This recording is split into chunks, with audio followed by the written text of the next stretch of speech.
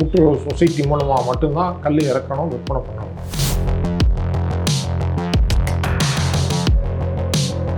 இப்போ மது ஆலைகள் இங்கே இருக்கிற அரசியல்வாதிகள் நடத்துவது தான் இதற்கு தடைன்னு நினைக்கிறீங்களா, இல்லை வேறு? அதுதான்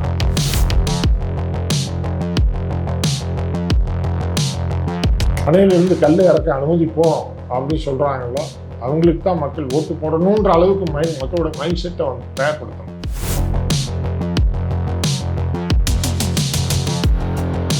நாங்கள்லாம் வந்து ஃபீல்டில் வந்து பிஜேபிக்காரனை எதிர்த்து, கம்யூனிஸ்ட்காரனை எதிர்த்து களமாடி அடி வாங்கிட்டு இருக்கோம். இவர் வந்து மோடி புகழ் பாடி காங்கிரஸுக்கு எதிரான ஒரு அரசியலை காங்கிரஸ் கட்சிக்குள்ளே இருந்துட்டு நியாயப்படுத்தும் போது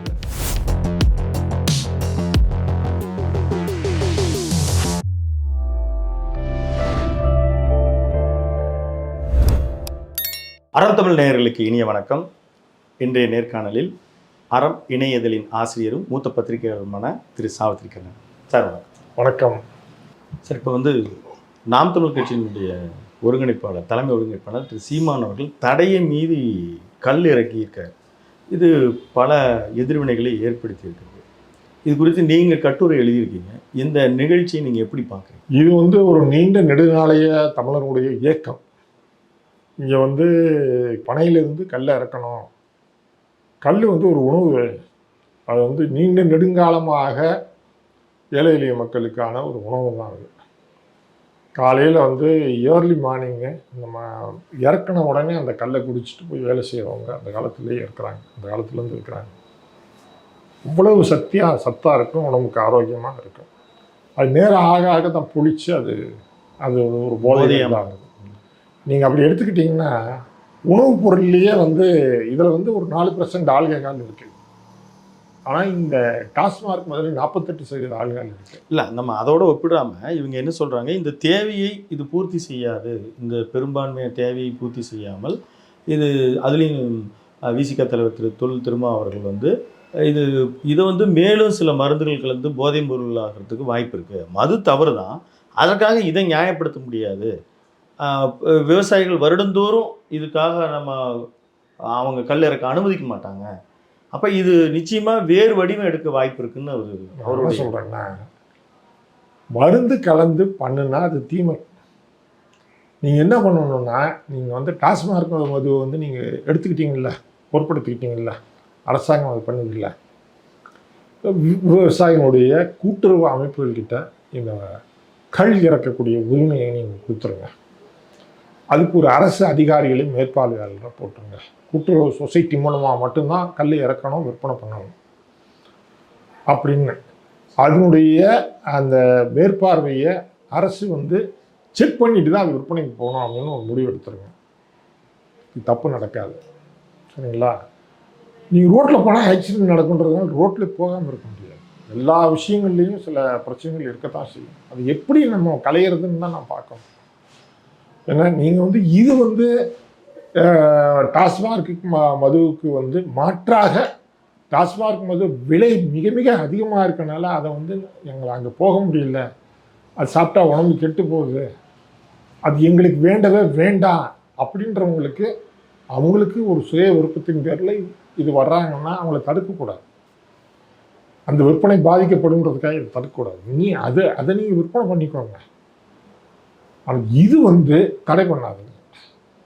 இதை விட வந்து 10 மடங்குக்கு மேலே ஒரு ஆல்கஹால் இருக்கக்கூடிய தீமை செய்யக்கூடிய ஒரு மதுவை நீங்கள் வந்து சட்டப்பூர்வமாக வைக்கிறீங்க. ஆனால் ஆரோக்கியமான ஒரு பானத்தை வந்து நீங்கள் சட்டம் போட்டு தடுக்கிறீங்க. ஆட்சியரியா உங்ககிட்ட இருக்குன்றதுனால உலகத்தில் எங்கே சார் வந்து பனை ஏறதுக்கு தடை இருக்கு? அருகாமையில் இருக்க மாநிலங்களில் வந்து அனுமதிக்கிறாங்க. ஆனால் இங்கே பல வகையில் ஒவ்வொரு மரமாக தடை இருப்பதனால தயக்கம் இருக்குது. இதை அனுமதிச்சுட்டா முறை சாராமல் போயிடுவோம் அப்படின்னு ஒரு கருத்து இருக்கிறதுக்கு. முறை சாராமல் போகட்டுமே, நீங்கள் மையப்படுத்தி நீங்கள் ஒட்டுமொத்த லாபத்தையும் நீங்கள் எடுக்கணும்னு பார்க்குறீங்க. 10 சாராய முதலாளிகள்கிட்ட வந்து கோடி கோடியாக வந்து பணம் வாங்கிட்டு என்ன எல்லாமே ஆதாயம் உங்ககிட்ட இருக்கணும்னு நினைக்கிறீங்க. அது தப்புன்றேன் நான். ஒரு மக்கள் அதிகமாக சாப்பிடக்கூடிய ஒரு உணவு அல்லது பானம் அதில் வரக்கூடிய வருமானன்றது வந்து பகிர்ந்தளிக்கப்பட வேண்டும். அதில் வந்து இப்போ பனைத்தென்னை விவசாயியும் பலனடையணும், அது விற்கக்கூடிய எளிய அந்த விற்பனையாளனும் பலனடையணும், அது குடிக்கிறவனும் பலனடையணும். இப்போ இதன் மூலமாக கிராம பொருளாதாரம் மிகப்பெரிய அளவில் வந்து எழுச்சி அடையும், மிகப்பெரிய அளவில் எதிர்ச்சி.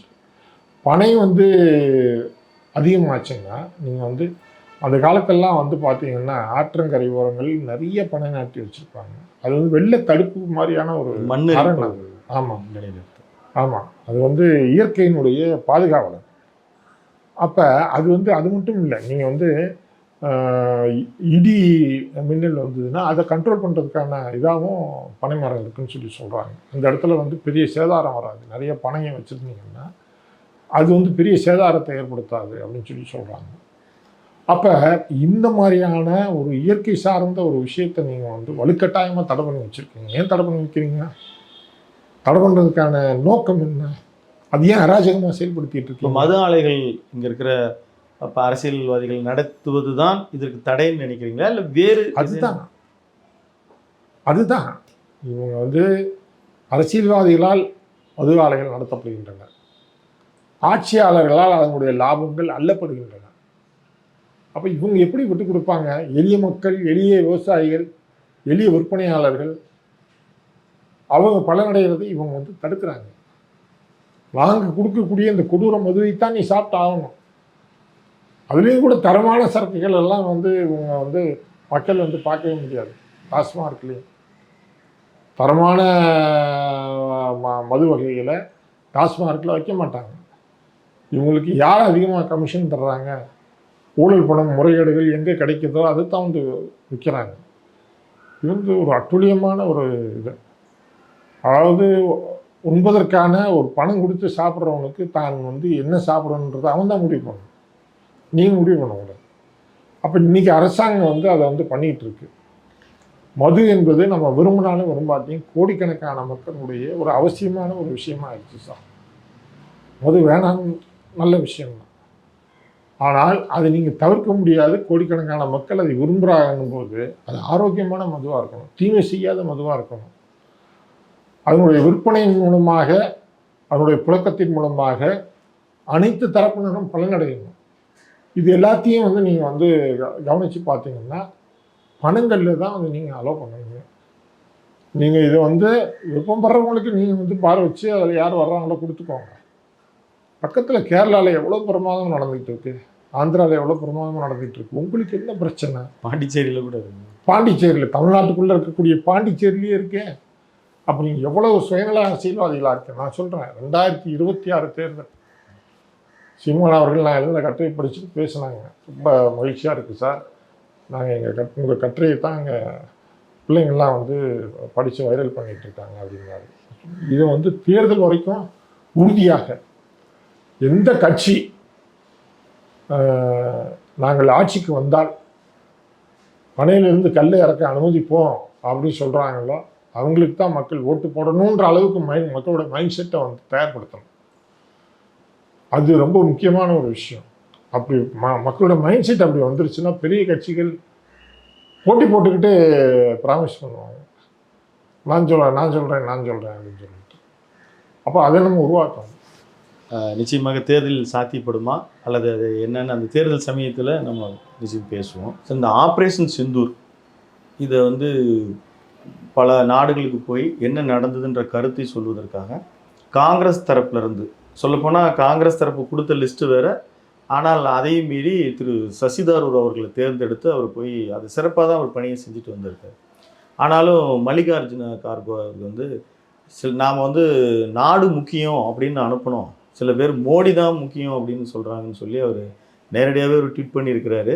இது எப்படி பார்க்குறீங்க? அவர் சசி தரூர் அவருடைய கடமை தானே செஞ்சார். இல்லை, அதாவது அந்த குழுவில் போன கனிமொழி உட்பட எல்லாருமே வந்து இந்தியாவினுடைய வந்து ஸ்டாண்டை பற்றி விளக்கி சொல்லிட்டு வந்துட்டாங்க. பட் இவர் மட்டும் என்ன பண்ணிகிட்டு இருக்காருன்னா தொடர்ச்சியாக எல்லா பெருமையும் மோடியே அப்படின்னு சொல்லிட்டு மோடி வந்து தனிப்பட்ட முறையில் வந்து அவரை வந்து துதி பாடிக்கிட்டே இருக்கார், புகழ் பாடிக்கிட்டே இருக்கார். இது வந்து இந்த சந்தர்ப்பம் அவருக்கு வாட்சிருக்கு, செய்கிறாரு. அதுக்கு முன்னாடியே செஞ்சுக்கிட்டு இருந்தார், இப்போ கொஞ்சம் கூடுதலாக செய்கிறார். இப்போ ஒரு இன்னைக்கு இருக்கக்கூடிய ஒரு நிலையில் அந்த பகல்காம் விஷயத்தில் வந்து நிறைய கேள்விகள் காங்கிரஸ் கேட்டு கிடைக்கல, அதுக்கெல்லாம் கிடைக்கல. பல விஷயங்கள் அதில் வந்து உடன்பாடு இல்லை. பாகிஸ்தானுக்கு சிந்து நதி நீரை கொடுக்க மாட்டேன்னு சொன்னதில் காங்கிரஸ் உடன்பாடு இல்லை. பாகிஸ்தானை ஒரு மிகப்பெரிய பகை நாடாக வந்து சித்தரிக்கிறதுலையும் காங்கிரஸுக்கு விருப்பம் கிடையாது. பல்வேறு விஷயங்கள் வந்து இவங்க வந்து ரொம்ப ஒரு வெறித்தனமாக பண்ணுறாங்கன்ற ஒரு தன்மை அவங்கள்ட்ட இருக்குது. அப்போ சில விஷயங்களில் நம்ம நாட்டு நலன் கருதி நிற்கிறோமே தவிர ஒட்டுமொத்தமாக மோடியை புகழ்ந்துடக்கூடாது, அந்த பிஜேபி நம்மளால் ஏற்றுக்க முடியாது அப்படின்றதான் காங்கிரஸ் நிலைப்பாடு. இப்போ இவருக்கு வந்து சில பர்சனலான விஷயங்கள் இருக்குது. இவருடைய மனைவி சுனந்தா வந்து மர்மமான முறையில் இறந்தது தொடர்பாக இவர் மேலே வந்து வழக்கு போட்டு கைது செய்வதற்கான ஒரு சாத்தியக்கூறு இருந்தது. அப்போ வந்து அதை வந்து இவர் வந்து மோடியோட காம்ப்ரமைஸ் பண்ணி சரி பண்ணிக்கிட்டார். அதுலேருந்து தொடர்ச்சியாக மோடி புகழ் பாடிட்டு இருக்காரு. இதெல்லாம் எப்படி இருக்குன்னா, இந்த காங்கிரஸ் கட்சிக்குள்ளே வந்து ஒரு பெரிய கொந்தளிப்பு ஏற்படுத்தியிருக்கு. கேரளாவில் வந்து சசி தரூர் அப்படின்னாலே காங்கிரஸ் கட்சி தொண்டனுக்கு கடுமையான எரிச்சல் வருது. நாங்கள்லாம் வந்து ஃபீல்டில் வந்து பிஜேபிக்காரனை எதிர்த்து, கம்யூனிஸ்ட்காரனை எதிர்த்து களமாடி அடி வாங்கிக்கிட்டு இருக்கோம். இவர் வந்து மோடி புகழ் பாடி வந்து இப்போ காங்கிரஸ் கட்சி மூலமாக தான் எம்பியாக பல இடங்கள் இருந்து அதை கேட்டதார் போல் அவருடைய தகுதிக்கும் கல்விக்கும் ஏற்றதார் போல் சசிதாரூருக்கு காங்கிரஸ் ஒரு மதிப்பு தரல அப்படின்னு நம்ம பார்க்கலாமா? ஆமாம், அவர் காங்கிரஸில் எம்பி ஆக்கியிருக்காங்களே, அதை விட என்ன பெரிய மரியாதை. ஆட்சியில் இருக்கும்போது அவருக்கு வந்து மரியாதை கொடுத்தாங்க, அந்த வாய்ப்பு கிடைச்சிது அவருக்கு, இல்லைன்னு சொல்ல முடியாது. இன்னைக்கு வந்து அவங்க அதிகாரத்தில் இல்லை, ஆனாலும் அவருக்கு எம்பி பதவி கொடுத்துருக்குறாங்க. இவர் இந்த கட்சியை வளர்க்குறதுக்கு என்ன பாடுபட்டார்? கட்சிக்கிட்ட இருந்து இவ்வளவு நீங்கள் பெற்றிருக்கிறீங்க, திருப்பி கட்சிக்கு என்ன பண்ணியிருக்கீங்க? இந்த கட்சியை வந்து கேரளாவில் வளர்க்குறதுக்கு, அகில இந்திய அளவில் வளர்க்குறதுக்கு நீங்கள் என்ன, உங்களுடைய கான்ட்ரிபியூஷன் என்ன அப்படின்னு பார்த்தா ஜீரோ தான். நீங்கள் வந்து ஒரு வசீகரமாக பேசுகிறீங்க, உங்களுக்கு ஆங்கிலம் நல்லா சரளமாக தெரியுது, ஒரு மேல்தட்டு இதாக இருக்கனால ஒரு சரி இருந்துட்டு போகிறாரு, ஒரு முக்கியமான ஒரு பேச்சாளராக பல விஷயங்களை கௌரவமாக பேசக்கூடியவராக இருக்காருன்றதுனால இருந்துட்டு போகுதுன்னு விட்டாங்க. பட் ஆனால் நீங்கள் ஒரு சுயநல அரசியலை பண்ணிகிட்டு இருக்கும்போது, காங்கிரஸுக்கு எதிரான ஒரு அரசியலை காங்கிரஸ் கட்சிக்குள்ளே இருந்துக்கிட்டு நீங்கள் நியாயப்படுத்தும் போது அப்போ எல்லாருக்கும் சங்கடமாகுது. அதுதான் வந்து மல்லிகார்ஜுன கார்கே வந்து வெளிப்படுத்தியிருக்காரு. அவர் வெளிப்படுத்தின பிற்பாடாவது இவர் சுதாரிச்சுக்கிட்டு, இல்லைங்க நீங்கள் தப்பாக நினைக்காதீங்கன்னு அந்த மாதிரி இல்லைங்கன்ட்டு அப்படி விளக்கம் சொல்லியிருந்தா பரவாயில்ல. ஆனால் அதுக்கு அவர் வந்து கமெண்ட் பண்ணுறாரு, பறவைகள் பறப்பதற்கு அனுமதி தேவையில்லைன்னு. அதாவது இறக்கைகள் இருக்கிற பறக்கிறேன், அதுக்கு யாரோட அனுமதியும் தேவையில்லை அப்படின்ற மாதிரி அவர் போடுறாரு. அப்போ நீங்கள் பாருங்கள், எங்கே வேணாலும் போய் உட்காருங்க, ஏன் எங்ககிட்ட உட்காந்துக்கிட்டு இருக்கீங்க அப்படின்னு காங்கிரஸ் கட்சியில் ஒரு கொந்தளிப்பு ஏற்பட்டிருக்கு. அவங்க எப்படி ரியாக்ட் பண்ண போகிறாங்கன்னு தெரியல. அந்த கட்சி ஒரு விசித்திரமான கட்சி, அந்த கட்சியினுடைய பரமேதிரிகளே அந்த கட்சிக்குள்ளே இருக்கலாம், யாரும் ஒன்றும் கேள்வி கேட்க முடியாது. அந்த மாதிரியான ஒரு கட்சி அது. உங்கள் கருத்து பதிவுக்கு மிக்க நன்றி. மீண்டும் ஒரு நல்ல சந்தர்ப்பத்தில் சந்திப்போம். நன்றி, வணக்கம். நேயர்களே, தொடர்ந்து இணைந்திருங்கள். அறம் தமிழ். நன்றி, வணக்கம்.